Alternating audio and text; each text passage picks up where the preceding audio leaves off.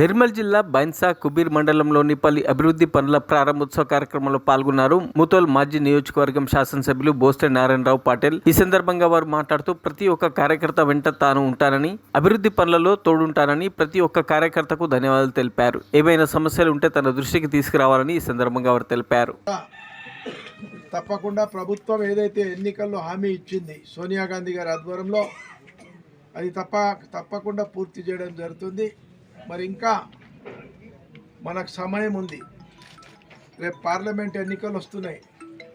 Parliament ఎన్నికల్లో మీరు గట్టిగా పనిచేసి మన అభ్యర్థిని లీడ్ ఇప్పిస్తే మన ప్రభుత్వం ఇంకా పార్లమెంట్ ఎలక్షన్ అయిన తర్వాత కూడా 4 సంవత్సరాలు 6 నెలలు ఉంటుంది పనిచేయడానికి.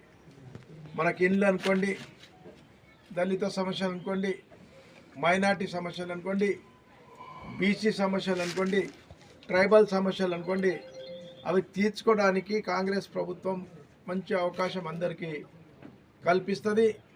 మరి మనము మన ఓటు హక్కు పాడు చేసుకోకుండా ఎవరైతే సంక్షేమ పథకాలు అమలు చేస్తున్నారో, ఏ పార్టీకి మనం ఇక్కడ ఓటేస్తే మనకు బాగా జరుగుతుందని మీరు ఆలోచించండి.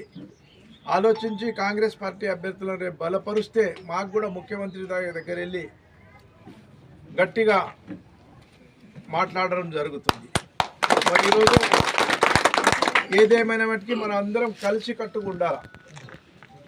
మొన్న సేవాలాల్ జయంతి సందర్భంగా కొంతమంది పొరపాటు చేసి, అది చాలా తప్పు, ఇరు వర్గాల ఘర్షణకు తావివ్వడం జరిగింది. దాంట్లో లాభం ఏముంది? అక్కడి నుంచి 5-6 మంది, ఇక్కడి నుంచి 5-6 మంది జైల్లో పోవాల్సి వచ్చింది. మరి అది ఎప్పుడు కూడా ఘర్షణ మంచిది కాదు. మనం అందరం మరిన్ని అప్డేట్స్ కోసం మా ఛానల్ని సబ్స్క్రైబ్ చేయండి.